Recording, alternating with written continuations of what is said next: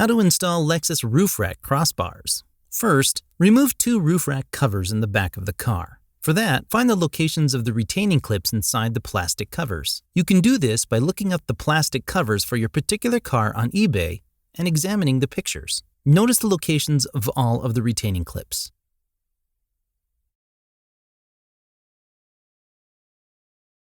Next, carefully get a couple of hooks under the plastic cover near the retaining clips.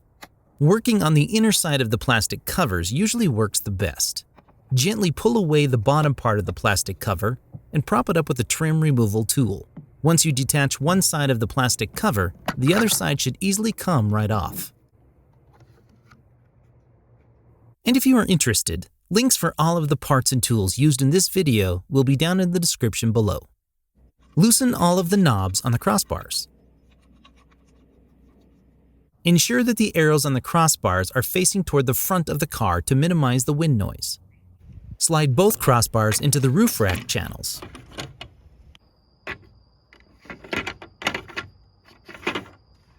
Reinstall the rear roof rack covers.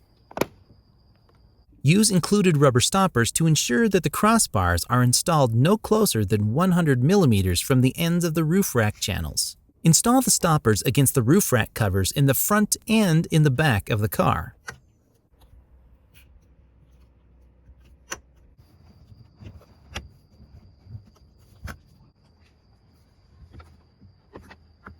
Position both crossbars all the way against the stoppers. Securely tighten the knobs.